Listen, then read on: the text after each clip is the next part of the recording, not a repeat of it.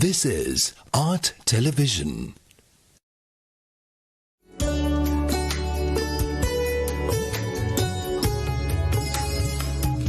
For the talk this evening, somebody just talking beforehand and just having a chat before we came in here, they were asking an interesting question about a saying which they have in Buddhism, to be an island or a refuge to oneself. But how can you be that? Because now, how can you stay with yourself for too long?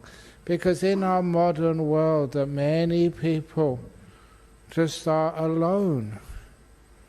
They live alone. Even they may have other people in their house, they're still alone. And sometimes that people can't find partners, so they are alone. Or sometimes that their partner passes away or departs for some other reasons and they are alone. Can you be happy that way? Of course you can. But how can you do that?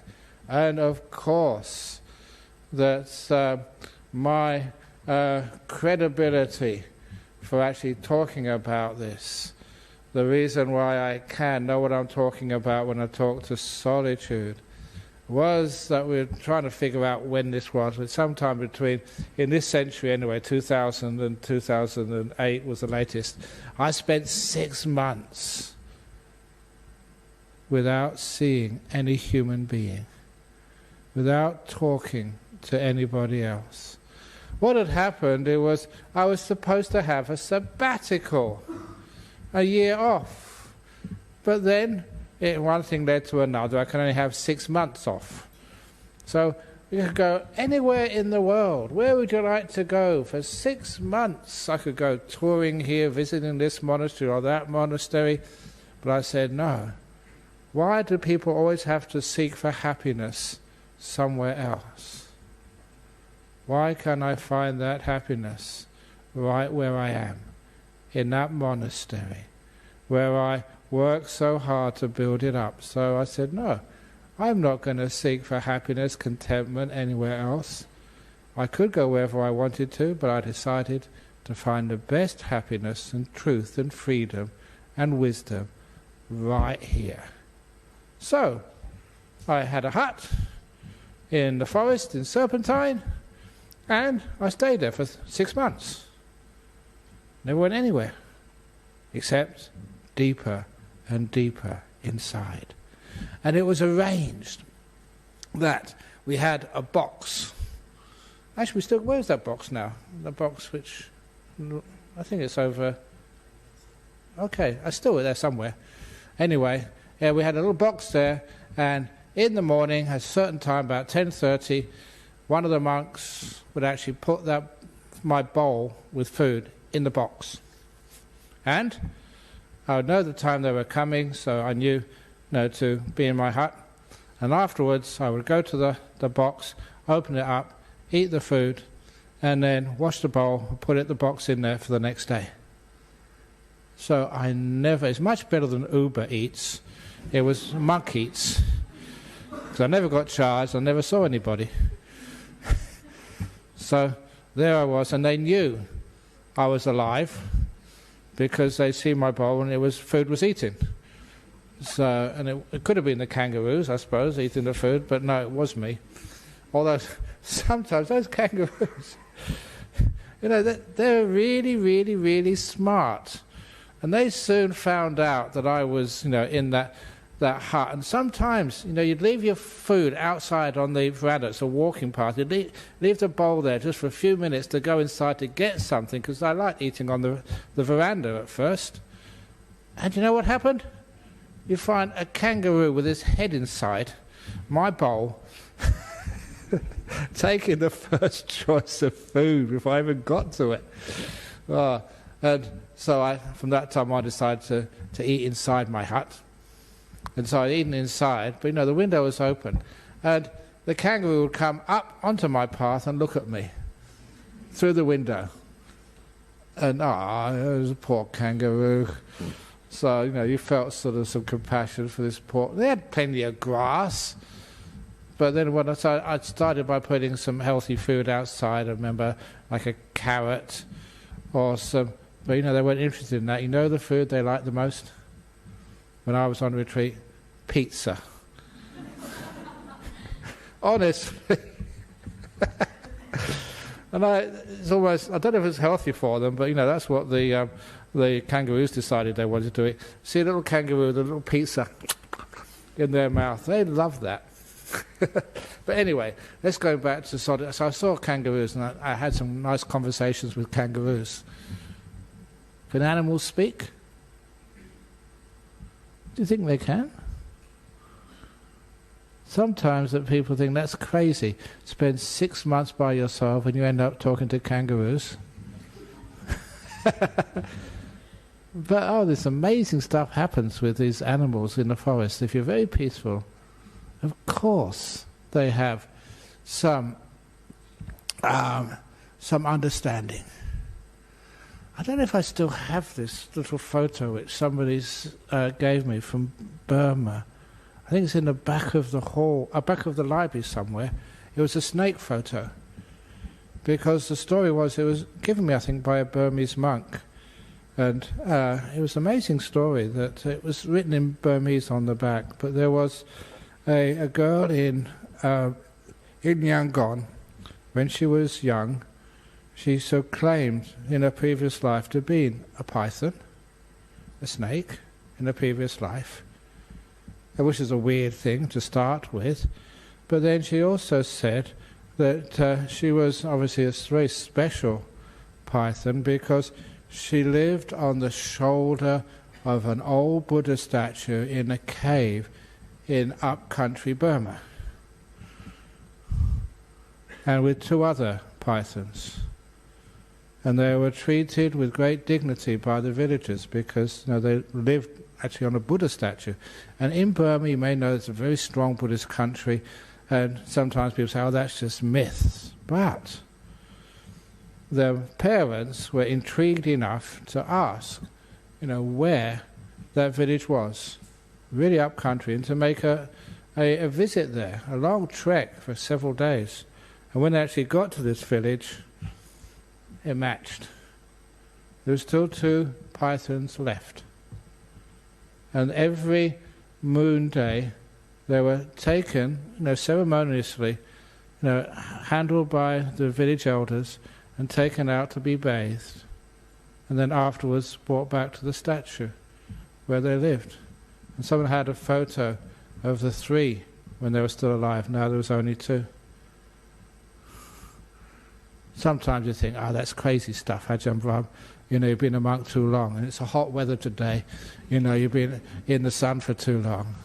Well, unfortunately, I was just seeing too much. And my credibility also, theoretical physics, Cambridge University, okay? So, you experiment, you're a scientist, you look at these things, and my goodness, you see some things which you cannot ignore. So anyway, there are some people who can talk to animals. You seen any animal whisperers? So apparently they're on TV or something, and they're amazing what they can do. So anyway, I was, one of the wonderful animals I saw over there was a pair of eagles. And you should see them flying in the afternoon, about the same time, with a little baby. And when I first saw it, I always made sure I was going to come out that time in the afternoon to see them. And to see them flying in the air, training their kid to fly. And to see it get bigger and bigger and bigger over, say, a month, every afternoon, until obviously the baby eagle was big enough to look after itself. That was just towards the south of Bodhinyana Monastery. See some beautiful things there. And anyway, how can you spend such a long time in solitude without going crazy? And apparently 6 months alone, by myself, and not talking to anybody, that sometimes people say, wow, you must really go mad. And apparently when I came here for my first talk, there was a few people disappointed. disappointed I hadn't gone crazy. They were expecting me to have these big wide eyes and really long hair and a beard like the crazy monk from Serpentine. If I'd have gone really crazy and looked really wild, then I would have probably got off in the newspapers. That would be newsworthy. Strange, isn't it? But when I come off nice and peaceful and blissed out, that's not really newsworthy. Isn't it weird that people all like sort of crazy stuff, but peaceful stuff they're not that interested in? Anyway, that's the subject of another talk. But how could you actually do that for 6 months without going mad? And it was always because during that time I knew how to be my best friend, to actually learn how to be at peace with myself, with my body, with my mind, learn how to not to make war with myself.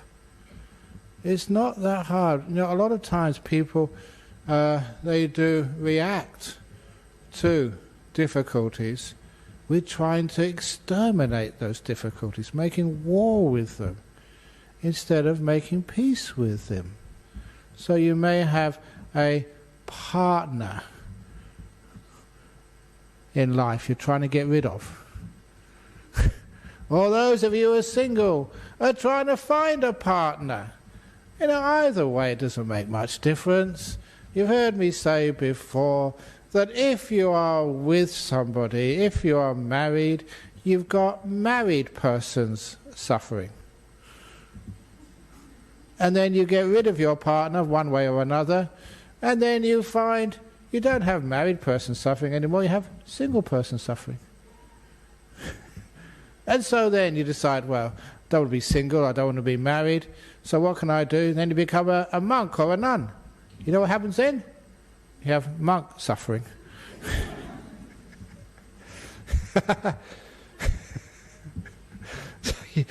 So that's because you always want to be something different. You want to go somewhere else. You're not really happy to be here. All you kids, are you looking forward to going to school on Tuesday, Wednesday? Some people can't wait to go to school, see their friends, and as soon as they're at school they can't wait for school to finish. Have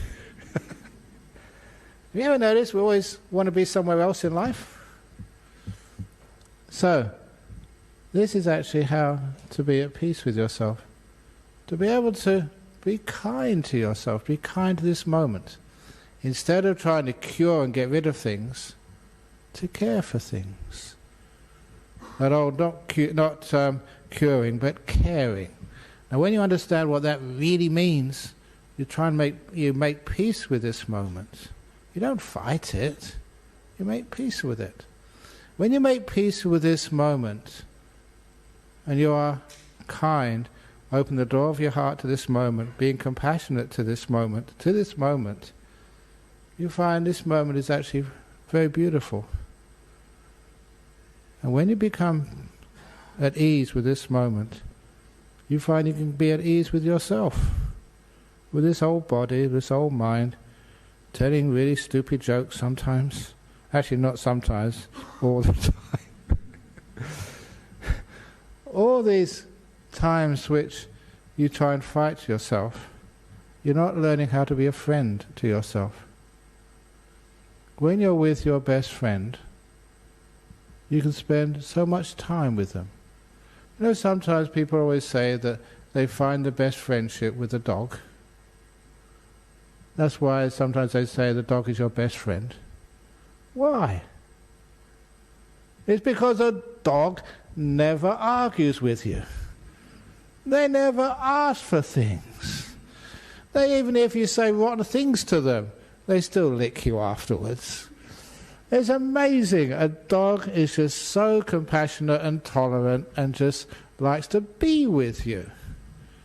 So that's why some people, if you can't find a partner in life, get a dog.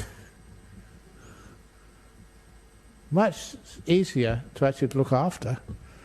They don't. But anyway, Why is it that when we're with a best friend who doesn't criticize us, who doesn't ask for things, who's just happy to be with us, why is it they teach us so much love? Why can't we learn from those experiences how to be at peace with ourselves? But not demanding things from ourselves, not trying to do better. Over in the world, we're always trying to achieve this and to increase our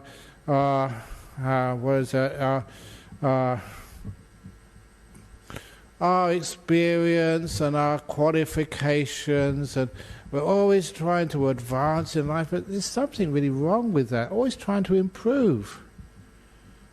What's wrong with you? Why do you have to improve? Aren't you good enough already?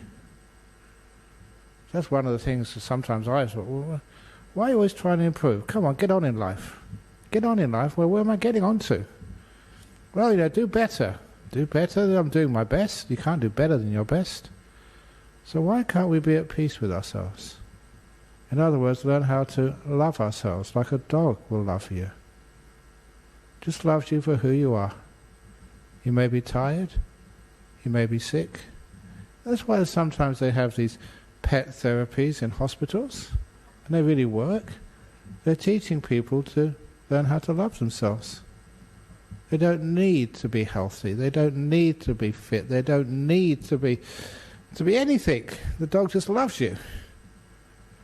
So this is something which I learned, how to love myself, how to be at peace with myself, how to accept myself. So there I was, just in my own space for 6 months, but I was never alone. I was always with my best friend, and I didn't have a dog. The dogs, would go and chase kangaroos and other animals in the forest. They don't really belong in forests, not in Australian forests. But I had my best friend with me for 6 months, and that was me. I was at peace with myself, at ease with myself. I'd opened the door of my heart to myself a long time ago.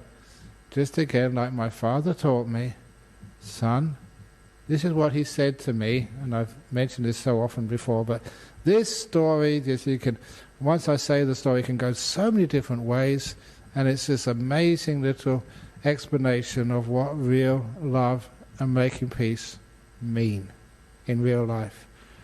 When he said to me, son, wherever you go in your life, I was 14 years of age, the door of my heart will always be open to you. And it's always open to the mobile phones as well. Please don't criticize your mobile phones. That's just what mobile phones do. So the door of my heart is open. Oh, that's even wonderful. Thank you, mobile phone, for responding to my kindness with your beautiful music.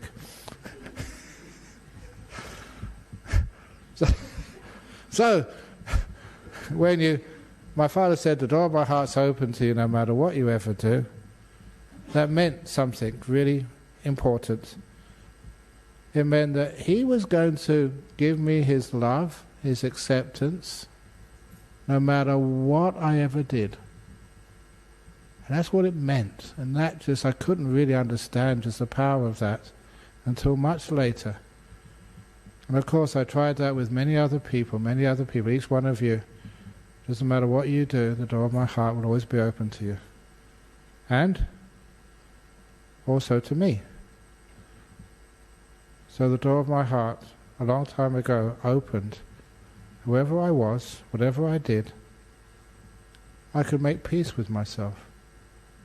That sometimes we find it so hard to love others in this world. The main reason is because we don't know how to love ourselves.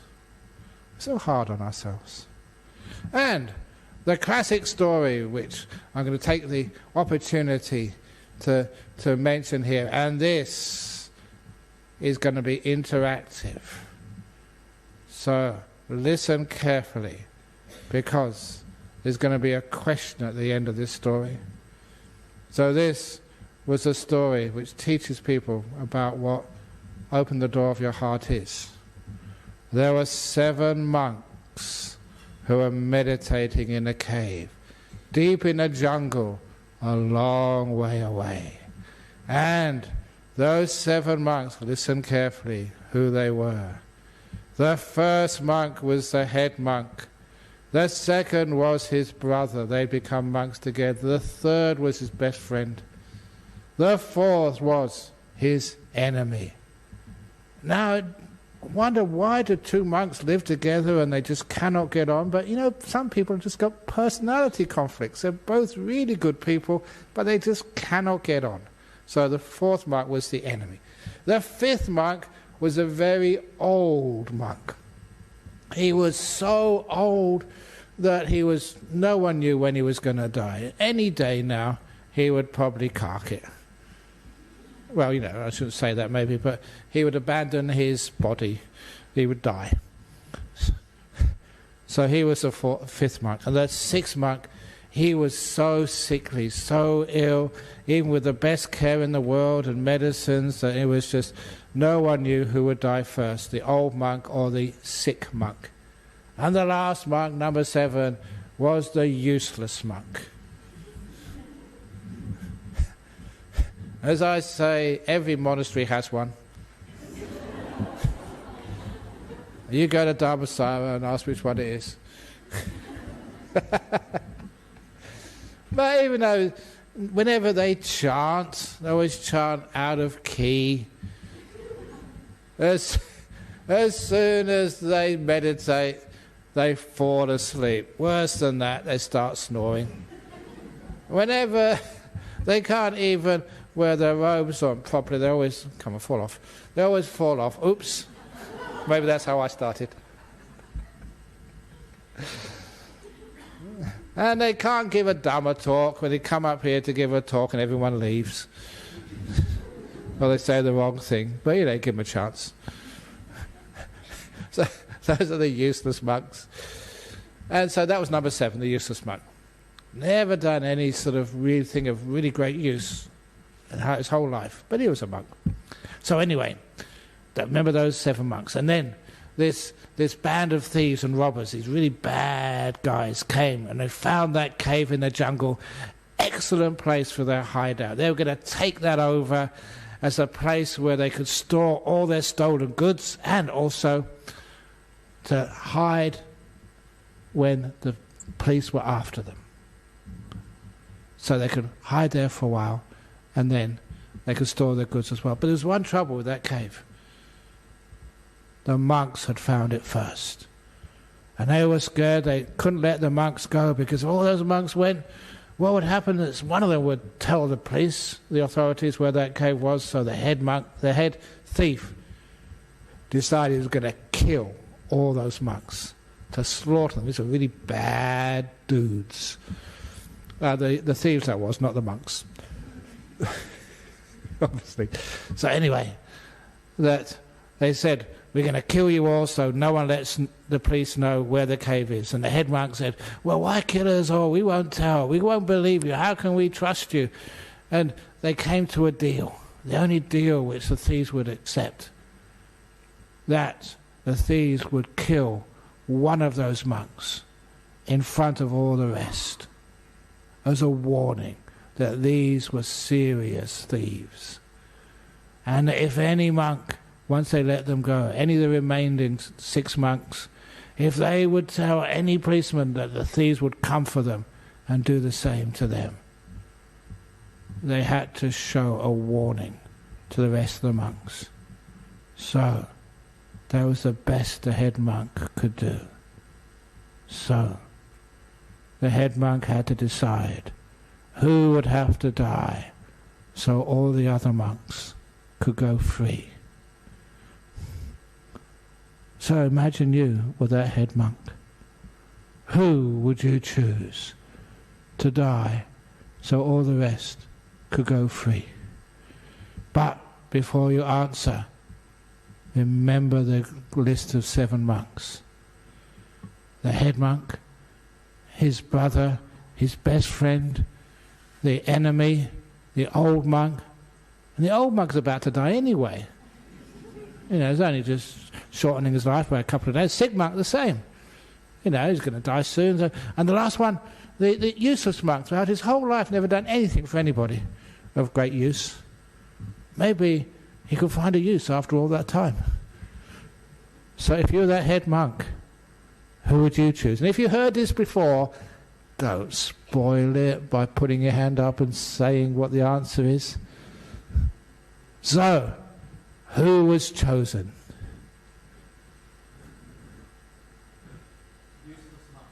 Useless monk. Thank you. That was wrong. But I know you know the story before. You've heard it before. Just breaking the ice.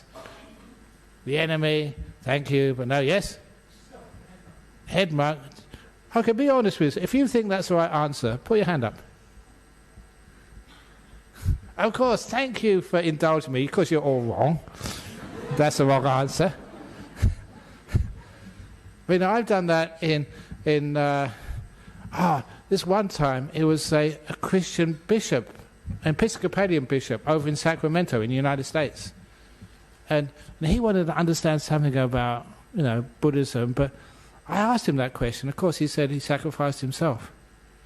And when I told him, he said, that's the wrong answer. When I gave him the right answer, he said, wow, that is just so amazing. It goes way beyond sort of the divisions between religions and speaks to the heart of religion. And he asked if he could use that in his sermons, which he probably, I said, certainly you can. No one owns truth. It's there to be used to make people peaceful and happy. But the answer was, that many of you know now, was he could not choose, because the head monk's love and respect to his brother was exactly the same, no more, no less, than his love for his best friend. He loved even the enemy equally. And he loved the old monk and the sick monk, the dear old monk, the sick monk, the useless monk.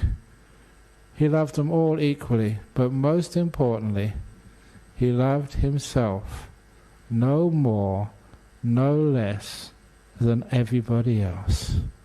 That's why it was impossible for him to choose. And at that point, when I was teaching this to the bishop, I told him, I said, don't you remember your teacher, Jesus, telling you to love your enemy as yourself? No, love your neighbour, sorry. Love your neighbour as yourself. Doesn't that mean to love yourself as your neighbour? No more, no less. Wow, he got it. Why is it we always sacrifice ourselves? First, it's because there's something very wrong with our psychology, with our spirituality.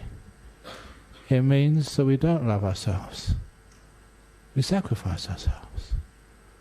But does loving yourself mean you're going to be selfish? No. The old story, when I do bless marriages, that look in the wife's eyes, the new bride, say from now on, you're a married woman, you must not think of yourself. Yes, she says. The guy, you must not think of yourself. Yes, he says. Then the guy, you must not think of your wife from this moment on.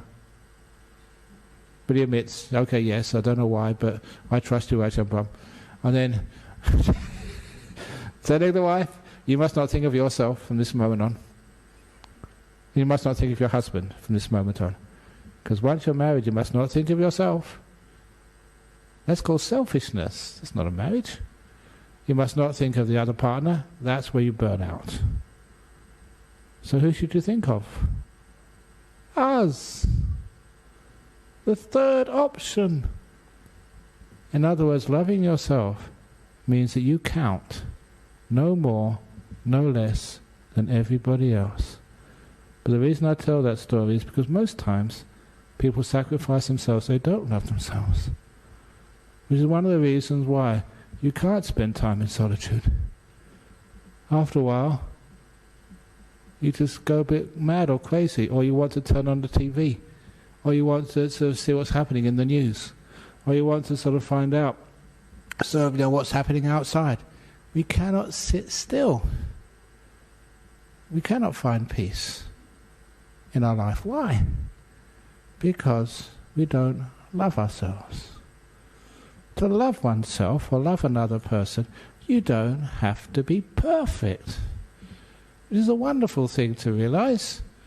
You love yourself as you are. Otherwise, you have to be perfect. It's just a strain, always trying to be perfect. Especially, I must admit, this is gender bias, but you poor ladies, you have to spend so much time. Have you ever seen anybody in high heels? That's torture. Makeup and hair and stuff. Okay, maybe give you, if you want to do that, fine. But I do remember going to Melbourne once. I'll never forget this, because people were having these halter tops, having low-strung trousers or skirts and just high top pieces, and this big expanse of skin in Melbourne in the winter time, and it's going blue. And what do you do that for? For a guy? Is that worth it? I think some of you are laughing because you recognise that story. And just, what do you do for, to hurt yourself so much trying to get somebody else? To share your pain with you? So it showed me there's something there that's not really loving and caring for yourself. And just, thinking that your happiness comes with a partner. The happiness comes by being at ease in your own skin, being at peace with yourself, understanding who you are, and then it's so easy to have a relationship with somebody else. It's not a relationship where you actually need another person. Oh, welcome into my life if you wish to come. But you don't have to if you don't want to. It's beautiful love and peace, which is one of the reasons why I can go off into the cave and have a wonderful time being with me. Being my own best friend, having a wonderful time just being there, peaceful, because when you're happy with yourself, you're not trying to get somewhere else, do something else, improve yourself, trying to get some... Oh, what was that story? This fellow, he could never find a partner. He went to a psychologist, and the psychologist gave it to him straight. He said, look at you. That number one, you dress so out of fashion. You're so daggy with the way you dress. So he said, if you want to find a partner, go to a tailor and get a really sharp suit or something which is more fashionable. And look at your hair. Your hair is just all over the place, and it's dirty and greasy too. Get a proper haircut. No, teeth. The teeth are all crooked and stinky. Just go to a good dentist and just get your teeth all straightened up and have some personal hygiene. And also, said, why not see if you could get a personality coach? To get yourself more charming. And he said, well, that costs a huge amount of money. He said, but it'd be worth it. So he decided to follow the therapist's advice. He took a lot of money getting his teeth all fixed up and straightened, a personality coach to make him more positive and attractive, and a nice, really expensive haircut, and really fancy clothes, and getting just really all prepared. He went out for the first time, and as he was going into a singles club to meet the love of his life, he hoped, he was hit by a truck and killed.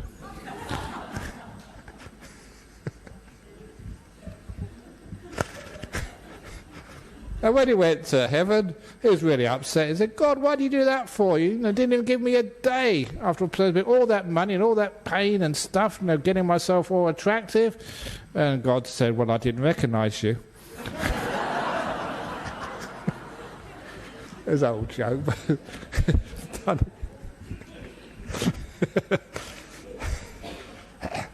so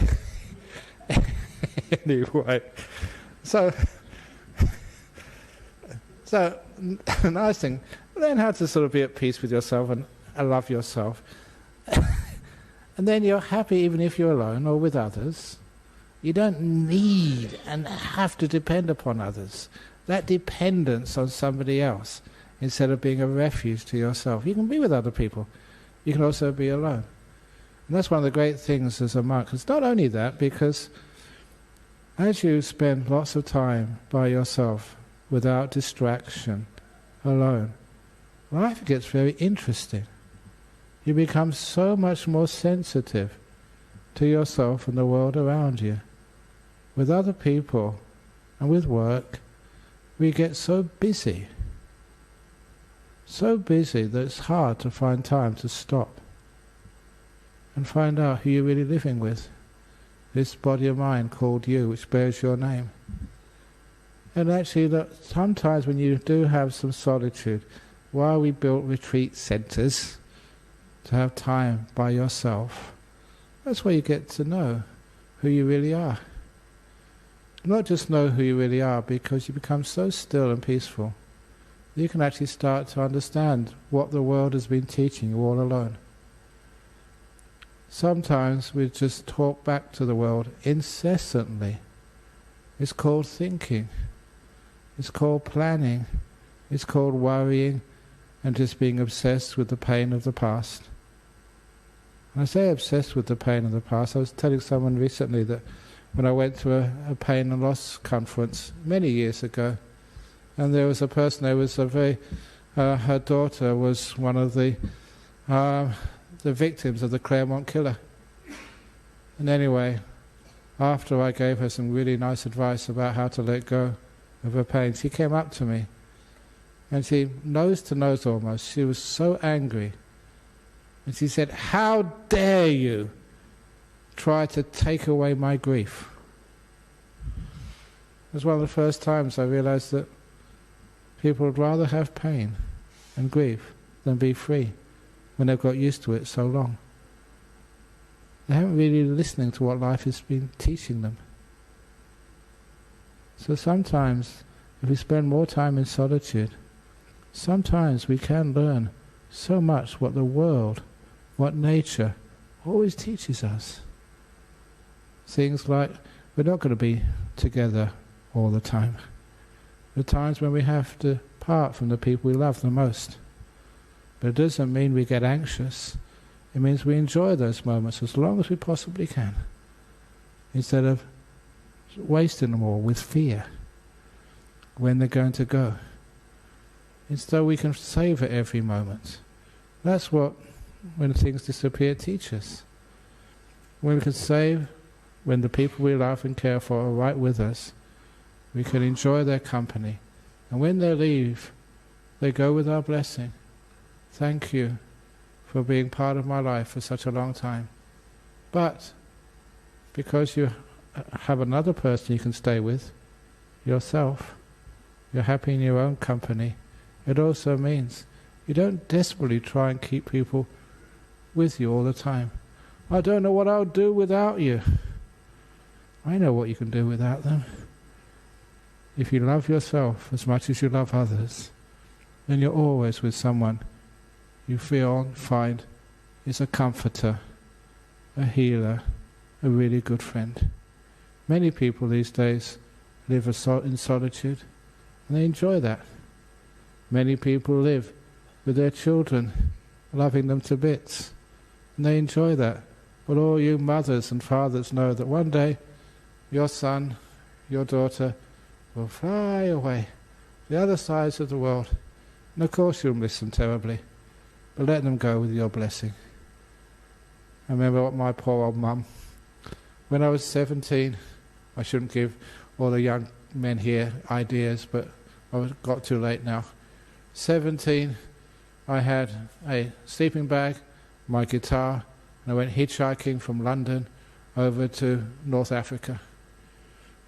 Must have driven my mum crazy. But off I went to explore the world. And she gave me her blessing. What a courageous thing that was. And of course I came back and looked after her. But that's one of the things which we do. We learn that ability to love ourselves, to love others, and to love life. Do you love life? People think they do. But life is always includes sickness and death and separation. That's also part of life. So when people say they love life, they usually say they love only the nice part of life, the pleasant part. A person who really loves life understands everything about it, the whole of it. They understand themselves.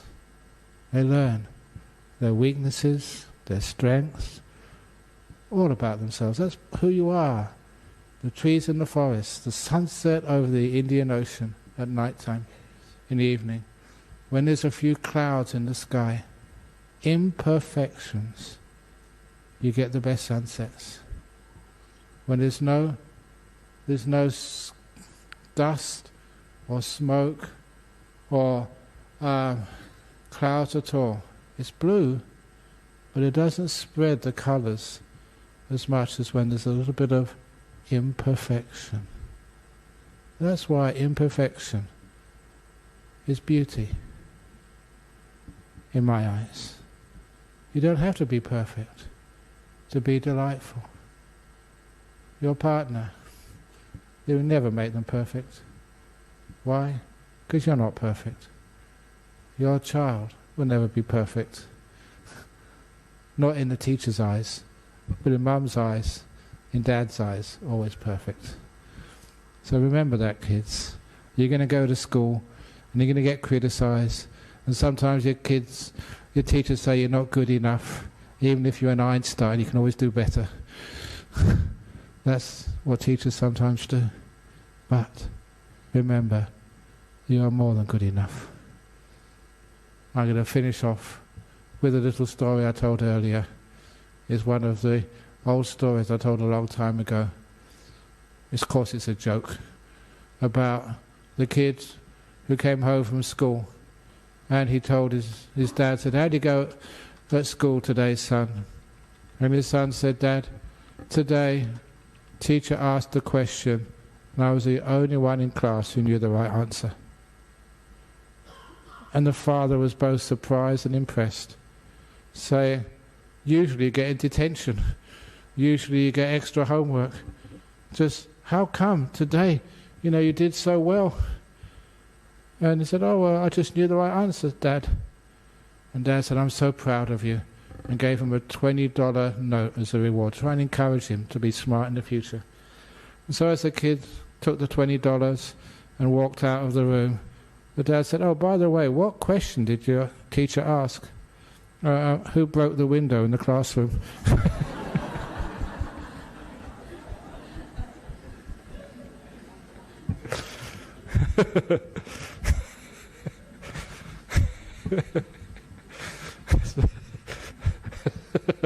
So anyway, that's learning how to love yourself and learn how to be at peace with yourself. You're not half as bad as you expect yourself to be. Sadhu, sadhu, sadhu. Okay, so any questions? What about from the people here, first of all? You always got put in second line. Anyone here has a question they would like to ask? And don't ask who broke the school window. Okay, we've got some questions. Oh, the question maybe some people would like to ask, they always ask this, in that story about the 7 monks and the thieves, what happened afterwards? Once the monk said he couldn't make the decision because he loved everybody equally. Now this is based on Thanaputta's Thera. Well, very loosely based, but it is based on that story in the Theragatha, that the thieves were so impressed with that answer when they learned something which was not religious as much as spiritual, had deep meaning. Well, that's what love really is. You love everybody equally. The thieves were so impressed that they let all the monks go, and half of the thieves became monks, and the other half went back to the village and got a proper job. It can happen. It does happen. Why are people bad people? Are they really bad people? They're just running away from themselves because they're afraid of who they are. And they love themselves. Even the leader of the thieves, I'm not such a bad guy after all. Can that happen? Yes, it can. Okay, anyway, questions from overseas here. Being alone for long periods of times is followed by tension and fear. Why is that? Is it a natural process because we're social beings? It is not a natural process. It is a cultural conditioning to feel that we are social beings. Because again, for long periods it's sometimes followed by tension and fear, only when you feel that there's something missing. And when you don't feel there's something missing, you know you're with yourself, you're with life. Social beings, sometimes when you're with yourself for such a long period of time, look, an interesting point of that, whenever we teach retreats, we try and keep, these are 9-day retreats or even longer, we try and keep silence on retreats. In other words, no talking. And where we try, so one of these days I'm going to really lay down the law and get everyone to put in their mobile phones and iPhones before they go on retreat. Because in Jhana Grove, the retreat centre there's very, very bad reception. That's done on purpose. It's in a valley. But you see after a few days, people get their mobile phone, they know where all the good reception is, right at the top, by the by the road. But anyway, just being silent even for 9 days. At first, I can't talk to anybody. Oh, and they feel this is just like a military camp. But after 9 days, I haven't done this recently, I say, okay, the last day you can talk. And nobody wants to talk. They're relaxed and at ease with communicating without speech. They're at peace with one another. They've bonded already in silence. And you don't get sort of tense and fear. And sometimes you have these Christian monasteries. They're silent for a long period of time. Years sometimes. And they are not tense or afraid. They just go to another level of communication, especially with nature. When we're talking so much, communicating with other people, it's actually distracting us from real life. Certainly that's, you find, when I was 6 months of retreat, you really understand your own nature, the nature of this mind, the nature of the world, and all these little animals which you live with. There's a very big, I know this size of this big dugite. He was, I think, 2.7 meters long, because it was a hot day, and he just wanted to shade under the side of the hut I was living in, the kuti. And because I built that, I knew the dimensions, so I knew it was 2.7 meters long. And as soon as he came, the kangaroos alerted me. They were running out of the way, afraid of this huge snake. And he came and he looked at me, and I was in striking distance. He just looked at me, and I looked at him and wished him well, and just carried on washing my bowl. And then the next thing I knew, I turned around, and he was pointing in the other direction. He realised, he was okay with me, I was okay with him. And he was just wanted some shade, that's all, on a hot day. And you get to know animals. And they're not afraid of them, they're not afraid of you. And, you can be kind to them. Or was it just some little time before, we had a gardener who was coming up every day to do some work at Boating Island, and he told me, on the corner of Kingsbury Drive and Southwest Highway, he just noticed, as he came early one morning, not much traffic, there was a parrot, was on a branch of a tree, looking down at a dead parrot which had been hit by a car, maybe early that morning. And when he finished work, he noticed that parrot was still there, looking down, hadn't moved. The next morning, the parrot was still on the tree, looking down. For about 3 or 4 days, the parrot hadn't moved, looking down at the dead parrot on the side of the road. If that wasn't grief, I don't know what is. Because parrots, they mate for life. If one of them dies or passes away, they don't take another partner. They're lifelong. And for many years parrots live.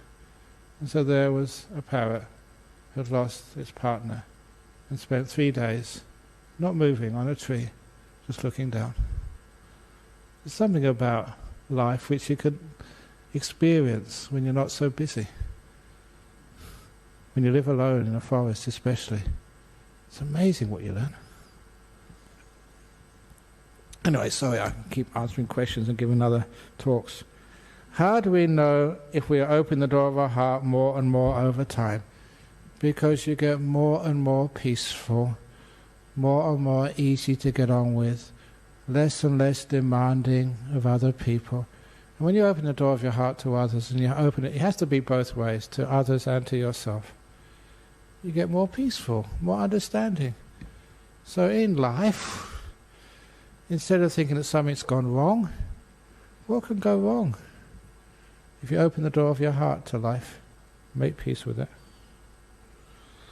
How does one cultivate self-love in difficult and politically uncertain times, when the government seems to be dividing people and assigning their value based on their passport and not real merits? Again, that's one of the greatest ways of showing love to others, is being at peace with yourself. And if you are at peace with yourself, you understand how to create peace with others. Sometimes people, they want to control you with fear, with anger. People seem to be dividing people. Can a government actually divide a people? Or is it the case that we allow ourselves to be divided? What stops you going to meet and help somebody who's in pain, and knocking on their door and being with them? Value based on their passport. I have 2 passports. I'd love to get more, but apparently, because that's time to why is that? That value based on the passport, a value is based upon something much more than where you were born, or how educated or not educated you are, what your family is. Even I think, and I quote this because I was brought up as a Christian at school, by their deeds ye shall know them. Who said that? Jesus said that. You're not a high class because of who your parents were. You're a Brahmin by your deeds. That was the Buddha saying that. In other words, you value a person by their acts, not just by where they came from, what their education is, what the colour of their skin, what their gender, what their sexual preferences are. If they're a good person, that is why you value them. And that's one of the beautiful things which the great religious inspiring leaders will tell you. So we value not just merit in the sense of a meritocracy, but their goodness, their kindness, and all peoples, all religions, all races and sort of cultures know what is good and what is bad. Remember Dr. Kesri Dhammananda, who was a very wonderful monk. He did so much to let Buddhism in Malaysia really grow and prosper. And there, I remember him having a conference with some of the very strict, observant Islamic leaders, and just saying, do you have to be a Buddhist or a Muslim to know that killing, stealing, hurting other people is wrong? This is something which you know in your heart is wrong. Do you have to go to school to know that harming other people is wrong? This is something which is deeply embedded in us, which is one of the reasons why that governments, religious leaders, and I'm a religious leader, sort of dividing people. No, we should be uniting people, bringing people together. In pretty uncertain times, finish off. That's the second time I said finish off. When I was asked, what's the Buddhist idea of God? Now I could say many things about that. I can say we don't believe in a God. Whoa. Difference of opinion. Instead, I said, this was in front of Father Frank Brennan. He's a big scholar. He's a Jesuit. He's a theologian. So anyway, it wasn't the time to tell one of Ajahn Brahm's jokes. but I went another way. I had to answer this really properly. So the fellow next to me, Abbot Placid, he was the abbot of the New Norcia monastery. Made good friends with him. I said, he's been telling me for years and years, every time I meet him, one of his fundamental beliefs is that everybody is searching for God. Don't react. Okay, I'm a Buddhist. Ajahn Brahm, you shouldn't say that or agree with that. You're a Buddhist. But anyway, I said, no, let's wait for a moment. So, I respect my friend. So, if everyone is searching for God, what are Buddhists searching for? What are atheists searching for? What is young people searching for? What do you want in life? And I said, well, I know that hanging out with all of you for so many years, what do you want when you come here? You want some respect, first of all, no matter what race, religion, sexual preference, age, any infirmity which you have. You want to be respected. So if someone's in a wheelchair, make sure this place is friendly for any disabled. They're respected. They don't have to change before they come in here. They're respected. And they want to be cared for. And it's a wonderful thing to be loved. So don't you miss that, Ajahn Brahm? Oh, I get heaps of love. And the ability to love and care for somebody else. And they want peace in their life. To have peace in their family, peace in their world, so they can enjoy their life as best possible way they can. To find, they're going to have some problems, difficulties in life, but that's part of life. Welcome to that. There's not wrong when someone gets injured or somebody shouts at you. That's part of our life, so we welcome that. We want respect, peace, to look after. We want to have some safety, which is important, security in the sense of as much safety as we can, respect. Never never want to be rejected and demeaned, no matter who we are, how old we are, and what we do in our life. So this is what we search for. And I went on a bit longer, and I said, well, if my friend Abbot Placid, who I respect, if he says everyone is searching for God, and that's what Buddhists search for, that's what the meaning of God is. Respect, care, love, peace, safety. So, that was my answer to him. And that was an answer. You may not agree with that. I hope you'd see the meaning of that. But what it did, it